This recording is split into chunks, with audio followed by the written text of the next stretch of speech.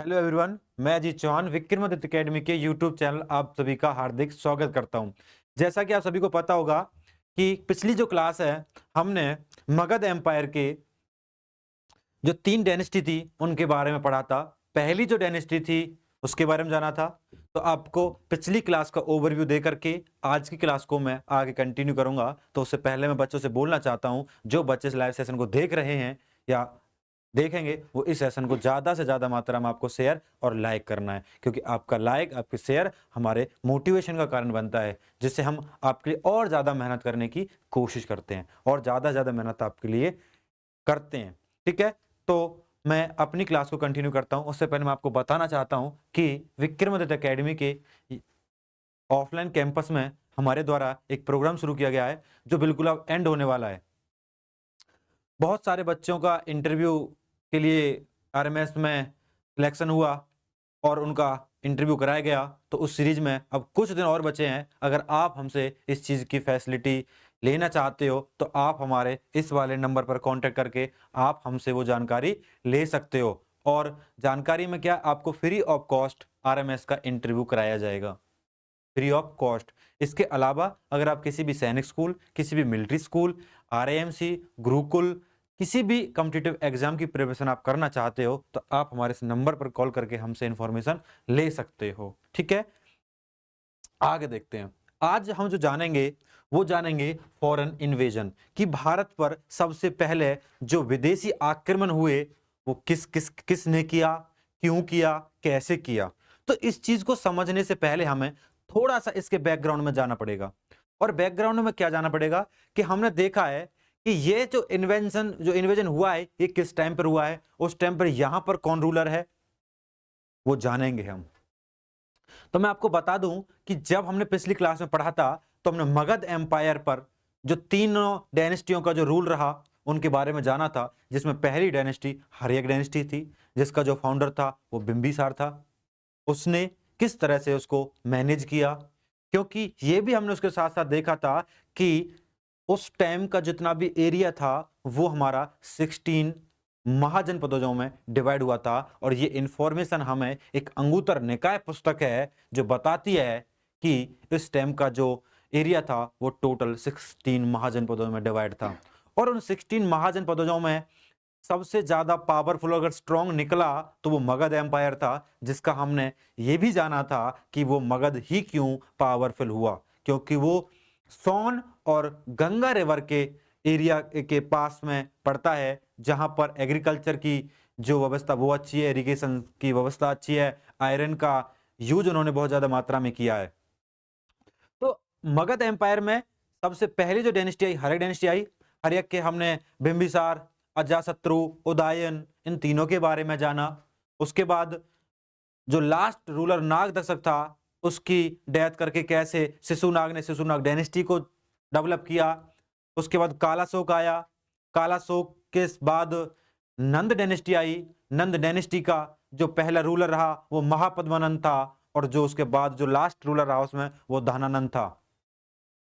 धनानंद के समय में एक इन्वेजन हुआ जो बहुत ज्यादा हमारे लिए इंपॉर्टेंट है, और आज हम उसी यहां से अपनी सीरीज को कंटिन्यू करेंगे आज की क्लास को। बैकग्राउंड क्या था कि जब मगध एम्पायर पर नंद वंश का रूल है तो उस समय केवल और केवल ये जो एरिया है ये कहाँ है, हमारे उत्तर नॉर्थ ईस्ट में है। उसके बावजूद नॉर्थ वेस्ट वाला जो एरिया बच जाता है, यहां पर तक्षशिला, कौशाम्बी, कांधार, काबुल, इस तरीका के जो प्रोविंस हैं वो यहां पर रूल कर रहे हैं। तो होता क्या है कि मगध एम्पायर ने अपने वाले एरिया को तो क्या कर लिया, पावरफुल बना लिया वहां पर अच्छी, क्योंकि हमने जाना है कि जो धनानंद है उनके पास बहुत बड़ी आर्मी है। कई हिस्टोरिकल से हमें पता चला है, कई ऐसे आर्कियोलॉजिकल सोर्स हैं, कई ऐसी टास्क हैं जिनसे पता चला है कि बहुत बड़ी आर्मी धनानंद के पास थी। तो इस वाले एरिया को तो उन्होंने कंट्रोल कर लिया है, लेकिन इधर वाला जो एरिया है ये अभी भी आपसी विरोधाभास की वजह से कमजोरी का कारण बना हुआ। और अपनी आपसी लड़ाई की वजह से हमारे पास एक क्या है, एक खैबर पास है जो कि पाकिस्तान या ईरान साइड से, यूरोपियन साइड से आने वाले जो लोग हैं वो इसी रास्ते को आने के लिए यूज करते हैं। अगर इन आपसी मतभेद इन महाजनपदों में, जिनका मैंने नाम लिया, तक्षशिला है, काबुल है, कांधार है, अगर इनमें कौशाम्बी, अगर इनमें आपसी मतभेद ना होता तो ये मिल करके उस खैबर पास को क्या कर लेते, उस पर प्रोटेक्शन देते, तो बाहरी जो आक्रमण हो तो वो नहीं होता, लेकिन इन्होंने आपसी विरोधाभास की वजह से उसको नहीं किया। इसकी वजह से बार बार हमारे ऊपर ईरानियों के और यूनानियों के आक्रमण हुए।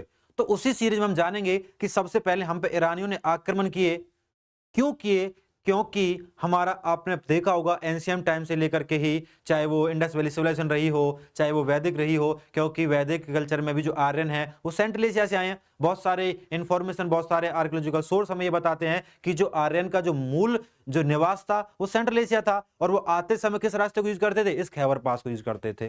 तो उनका संपर्क हमारे साथ है। तो उनको पता थी कि इंडिया में बहुत ज्यादा सॉइल, फर्टाइल सॉइल है, बहुत अच्छा रेवेन्यू है, सोने की चिड़िया जैसे भारत को कहा जाता था, बहुत बड़ी मात्रा में गोल्ड यहाँ से मिलता था, ट्रेड का एक बहुत अच्छा स्रोत हमारे इंडिया थी। तो वो स्रोत के बहाने, मतलब ट्रेड के लिए इंडिया में हमारा ईरान से संपर्क था। जब कभी ईरानियों को इंडिया की सिचुएशन के, मतलब इंडिया की सिचुएशन के बारे में भी ईरानियों को पता था, तो वो क्या कर लेते थे, जब भी उन्हें अपने पास धन की कमी होती या उनका धन लूटने का इस तरह का कोई मन होता, तो वो सीधा अटैक करते इंडिया पर, और इंडिया पर अटैक का जीत क्यों क्यों जाते थे, क्योंकि इस वाले साइड के जो रूलर थे, नॉर्थ वेस्ट वाले, वो आपस में तालमेल नहीं बनाकर रखते थे, उनका आपस में बहुत ज्यादा लड़ाई होती थी। ठीक है, वो मिलकर नहीं रहते थे, तो छोटी छोटी रियासतों को आसानी से जीत लेते थे। तो इस सीरीज में देखते हैं कि सबसे पहला जो हम पर आक्रमण हुआ वो हुआ भैया ईरानियों का। देखते हैं, अकमेनिया एक जगह है ईरान के अंदर, अकमेनिया एक जगह है ईरान के अंदर, वहां का जो रूलर है डेरिस। ध्यान रखना, डेरिस जो नाम का जो रूलर है, ठीक है, जिसे हम दाराबाहु भी कहते हैं, कई जगह आपको दाराबाहु या डायरस नाम मिलेगा। इसके द्वारा इंडिया पर पहला अटैक किया गया था, ध्यान रखना। तो एक क्वेश्चन यहां से ये बनता है कि ऐसा पहला ईरानी रूलर कौन था जिसने इंडिया पर अटैक किया, तो वो डायरस या फिर दाराबाहु था भैया। पेनिट्रेटेड, कब्जा किया into the north west India in 518।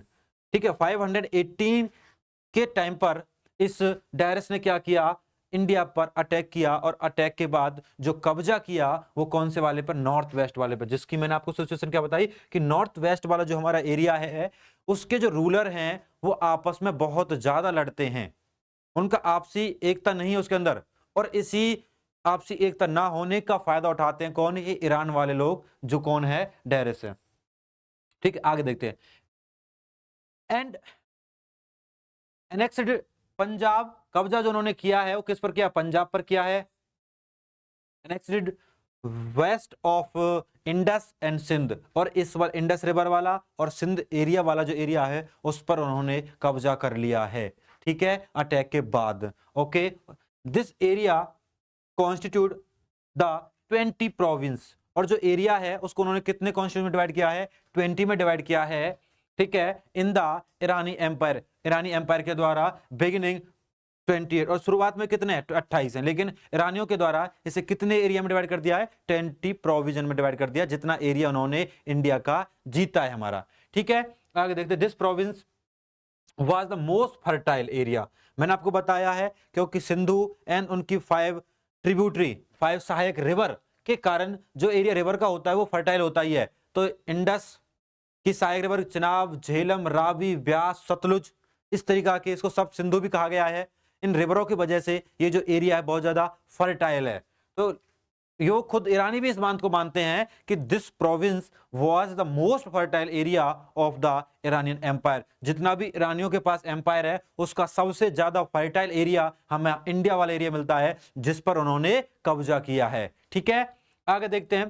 From this province the empire receive 360 talent gold as revenue, revenue के तौर पर यहां से वो 360 गोल्ड टैलेंट लेते थे, और एक नॉर्म्स के अकॉर्डिंग बताया गया है कि टोटल जितना ईरानियों का रेवेन्यू टोटल जगह से आता था, चाहे वो ईरान में है चाहे वो इंडिया में, उसका 33% जो रेवेन्यू था वो इंडिया से जाता था। अगर वो 100 रुपए रेवेन्यू कलेक्ट कर रहे हैं तो उसमें से कम 33 या 34 रुपीज इंडिया देता था उन्हें। आप सोचिए कि उतने बड़े एरिया में से एक छोटी सी जगह का कितना बड़ा रेवेन्यू यहां से जाता था, क्योंकि यहाँ की जो सॉइल थी वो बहुत ज्यादा फर्टाइल थी भैया। यहाँ पर एग्रीकल्चर अच्छा होता था, इरिगेशन की व्यवस्था अच्छी थी, ट्रेड के और जो ऑप्शन थे वो भी हमारे लिए बहुत अच्छे थे। तो याद रखना, पहला जो ईरानी अटैक किया वो किसने किया? डायरेस ने किया। कितने एरिया पर किया, कितना वो रेवेन्यू लेता है, कितने एरिया में हमारे उसको डिवाइड किया उन्होंने, इस सारी इंफॉर्मेशन को आपको देख लेनी है।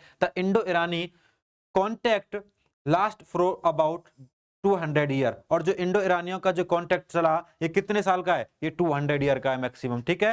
क्योंकि आप इसके बाद देखेंगे कि 518 के बाद 326 में यूनान का एक व्यक्ति जिसको हम अलेक्जेंडर कहते हैं वो इंडिया पर अटैक करेगा। तब तक जो हमारा रिलेशन है वो इंडो ईरानी के नाम से जाना जाता है, इंडो और ईरान से, ठीक है भैया। आगे देखते हैं नेक्स्ट। देखो इफेक्ट ऑफ ईरानी इन्वेजन, जो ईरानियों ने हम पर अटैक किया उसका हम पर क्या इंपैक्ट आया है, इंपॉर्टेंट चीज है, यहां से क्वेश्चन बनता है, ठीक है। It give an impetus of Indo Iranian trade and commerce. सीधी सी बात है, जब उनका हमारे यहाँ पर अधिकार हुआ तो यहाँ से सामान जो ग्रो हुआ, चाहे वो एग्रीकल्चर के टाइप का चाहे किसी भी टाइप का है, उनमें और ईरानियों में क्या हुआ? ट्रेड हुआ। और ये ट्रेड केवल ईरानियों के आक्रमण से हुआ, होता पहले भी था लेकिन ये केवल यहाँ पर बढ़ा है, ज्यादा मात्रा में होना शुरू हो गया है।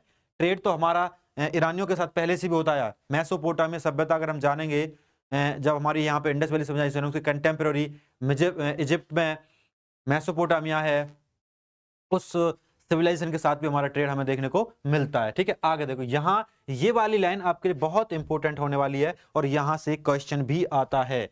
आगे अगले 1 मिनट आपको बिल्कुल फोकस करके चलना है कि यहां से एक क्वेश्चन आता है, the Irani scribes brought into India A form of writing, ठीक है। राइटिंग की जो कला है वो हम वहां से ला करके आए, which to be known as the Kharoshthi script. जो उनकी लिखने की जो कला थी जिसे वो लेकर के हमारे लिए पास आए और जो हमने उनसे सीखी वो थी क्या? खरोष्टी स्क्रिप्ट।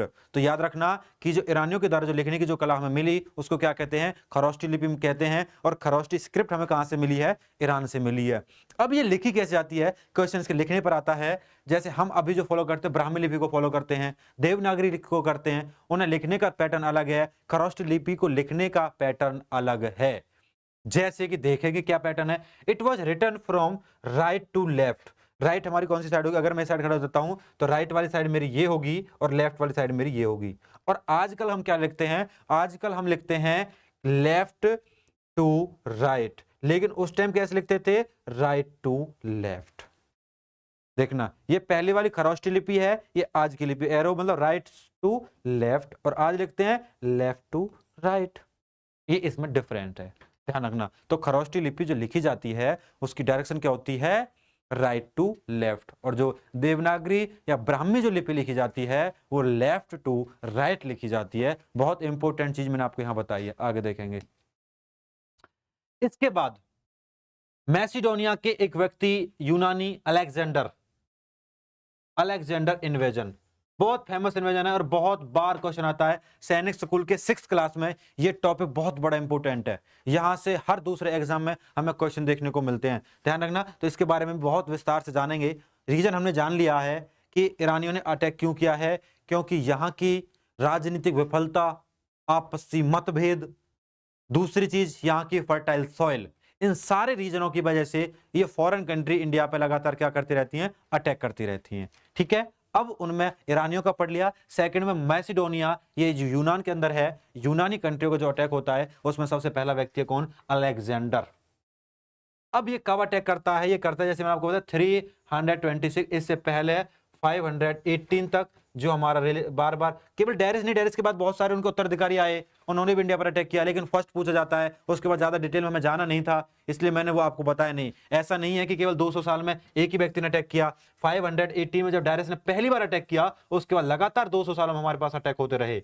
लेकिन इस समय यह समय ऐसा आया 326 में जब यूनानियों ने ईरानियों पर अपना अधिकार कर लिया। अब ईरानियों का कोई वर्चस्व नहीं रहा है, अब पूरे एरिया पर अधिकार किसका हो गया है? यूनानियों का हो गया है। तो यूनानियों का अधिकार जब ईरानियों पर हुआ तो उन्होंने सोचा जाना कि ईरानियों के पास जो इनकम का जो सोर्स था वो क्या था, तो उन्हें अपनी रिफॉर्म में पता चला कि ईरानियों का जो संबंध है वो इंडिया से है। अलेक्जेंडर को क्या पता इंडिया के बारे में, क्योंकि उनका कॉन्फ्लिक्ट किसका है, ईरानी और यूनानियों का आपस में लड़ाई है। तो जब यूनानियों के द्वारा ईरानियों को हराया गया, उसके बाद अलेक्जेंडर ने रुख किया किसकी तरफ, इंडिया की तरफ, और सिचुएशन को समझा। वो इतना अवेयर इंडिया के बारे में नहीं है जितना कि ईरानियां थे, क्योंकि ईरानियों के साथ हमारा ट्रेड प्राचीन काल से ही चलता आ रहा है, काफी लंबे समय से चलता आ रहा है। अब उसका बेनिफिट, उसने जब रिसर्च करवाया तो पता चला कि इंडिया की जो सिचुएशन है वो ऐसी है, वहां के जो रूलर हैं वो आपस में लड़ाई करते हैं, ये इस तरीका की लैक है, वहां फर्टाइल सॉइल है, रेवेन्यू अच्छा आता है, एग्रीकल्चर अच्छा होता है। तो अशोक ने, अलेक्जेंडर ने रुख कर लिया किसकी तरफ, इंडिया की तरफ। और वो समय आ जाता है 326 बीसी में, जब इंडिया पर अलेक्जेंडर अटैक कर देता है। अब जानेंगे इसके बारे में। अलेक्जेंडर वॉज द ग्रेट, क्योंकि ग्रेट क्यों कहा जाता है, क्योंकि महान शासक है, बहुत बड़ी आर्मी इसके पास है। अलेक्जेंडर द ग्रेट, इसका पूरा नाम यही आता है, was the great king and general who conquered the Persian. और इन्होंने किसको हराया है, पर्शियन या ईरानियों को हरा दिया, एम्पायर को ध्वस्त कर दिया, उसको नाश कर दिया, उसका बिल्कुल डिक्लाइन कर दिया, कंप्लीटली उसको क्या कर दिया, डिक्लाइन कर दिया। अब उसके बाद क्या करता है, Alexander succeed his father Philip, इनके जो फिलिप के बाद अपने ये रूल को मतलब राजा बनते हैं, to the throne of Macedonia. तो याद रखना जो अलेक्जेंडर थे वो कहां के किंग हैं और उनके पिता का नाम क्या है। तो यहां से दो चीज निकल के आई, उनके फादर का नाम क्या है, फिलिप है, और वो निकल के यहां से आए हैं मैसिडोनिया, राजा कहां के, मैसिडोनिया के, ठीक है। He was the only 20 year of the age. और जब वो जो राजा बने तब उनकी एज क्या थी, उनकी एज थी 20 ईयर, ठीक है, याद रखना। आगे देखें, एज ए preliminary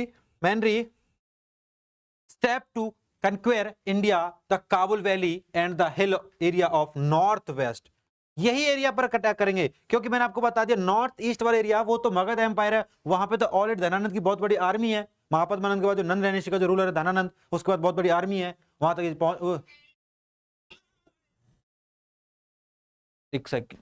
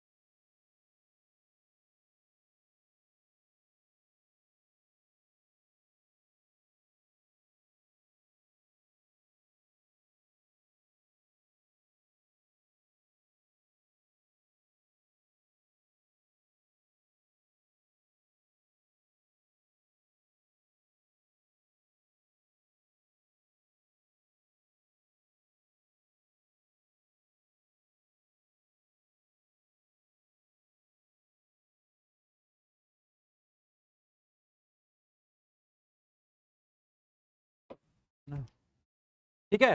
तो आगे देखते हैं, नॉर्थ वेस्ट जिसमें मैंने बताया कि नॉर्थ ईस्ट वाले एरिया पर तो ऑलरेडी मगध एम्पायर के नंद ऋषि का रूलर है, ठीक है, उसको देखते हैं।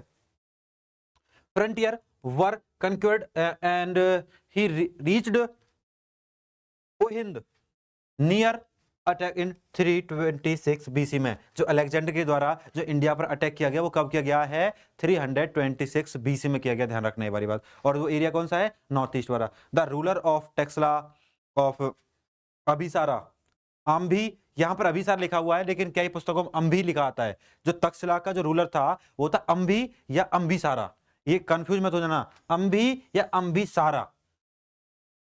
सबमिटेड बट पोरस, और ठीक है बोरस या पोरू रिफ्यूज्ड टू डू सो। और इन दोनों के टाइम जब अलेक्जेंडर अटैक करता है तो इसकी जो लड़ाई होती है वो पोरस और अम्भी के साथ तक्षशिला के होती है, ठीक है। इन दोनों को अलेक्जेंडर के द्वारा हरा दिया जाता है, पोरस को भी और अंबी को भी। और जो ये लड़ाई लड़ी जाती है ये झेलम रिवर पर लड़ी जाती है। और आपको पता होगा कि आर्यन कल्चर में हम झेलम को क्या कहते थे? वितास्ता। ठीक है, तो इस युद्ध को हमने वितास्ता का भी नाम दिया। ठीक है, वितास्ता या हाइडेस्पीज। ठीक है, इस युद्ध को जो कि अलेक्जेंडर और पोरस के बीच में हुआ था, कब? 326 बीसी में। 326 बीसी में। ठीक है, आगे देखिए, Alexander then cross the Jhelum by a trick के माध्यम से वो झेलम रिवर को क्रॉस कर जाता है। झेलम रिवर का मैंने आपको नाम क्या बताया है? हाइडेस्पीज या वितास्ता। तो वो इसी बैटल की बात करता है हमसे। ठीक है, आगे देखेंगे, Porus was defeated in the battle that followed but Alexander treated him very generously for his bravery, बहादुरी। बैटल ऑफ वितास्ता देखिए आगे, battle of Vitasta, modern name इसका झेलम है, ग्रीक भाषा में इसको क्या कहते हैं? हाइडेस्पीज कहते हैं। ये वाली लाइन आपको इसकी बिल्कुल बहुत अच्छे से ध्यान रखनी है। बैटल ऑफ वितास्ता, मॉडर्न में इसको क्या कहते हैं? वितास्ता को झेलम कहते हैं। और ग्रीक भाषा में क्या कहते हैं? इसको हाइडेस्पीज कहते हैं। यही क्वेश्चन हमारे एग्जाम में हमसे पूछा जाता है। ठीक है, इसका आपको शॉर्ट्स भी मिल जाएगा एक बार इसी वाली लाइन का। बैटल ऑफ वितास्ता, मॉडर्न नाम झेलम, ग्रीक भाषा में हाइडेस्पीज। कब हुआ? 326 में। किस किस के बीच में हुआ? पोरस को डिफीट किया गया, किसके द्वारा? अलेक्जेंडर के द्वारा। बैटल ऑफ, इस बैटल में, बैटल ऑफ वितास्ता में। इंपोर्टेंट क्वेश्चन था, बता दिया भी आपको। This was how the Indian were defeated because of their disunity. क्योंकि किसके? डिसयूनिटी की वजह से वो लोग हारे आपस में। मैंने पहले बता दिया कि इनका आना के जो कारण था वो इंडिया में डिसयूनिटी थी। ठीक है, एकता का नहीं होना था, इसी वजह से उन्होंने हमारे पास अटैक किया। After the brilliant victory of Sakla the Greek force reached the Beas river. अब जब झेलम रिवर पर उन्होंने इस तरीका की बहुत बड़ी जीत को पाया तो उन्होंने आगे बढ़ने का प्रयास किया। लेकिन होता क्या है कि जैसे ही वो ब्यास रिवर पर पहुंचते हैं तो वहां पर अलेक्जेंडर की जो सेना, जो आर्मी है, वो थक कर हार जाती है और आगे बढ़ने के लिए मना कर देती है। क्योंकि काफी पिछले 11-12 साल का जो हमें बताया जाता है कि लगातार वो लड़ाई से पहले उन्होंने ईरानियों को जीता है, ईरानियों के बाद अब वो इंडिया की तरफ रुख किया उन्होंने, और इंडिया में बहुत बड़ी विक्ट्री उन्होंने पाई है। इस वजह से वो क्या हो जाते हैं? वो बिल्कुल थक जाते हैं और अब ब्यास रिवर को क्रॉस करने से वो क्या कर देते हैं? मना कर देते हैं। तो क्वेश्चन ये भी पूछा जाता है कि अलेक्जेंडर की आर्मी के द्वारा किस रिवर को, अलेक्जेंडर की आर्मी के द्वारा किस रिवर को क्रॉस करने के लिए मना कर दिया था? तो वो ब्यास रिवर थी। और जिस रिवर पर उन्होंने बैटल को जीता वो रिवर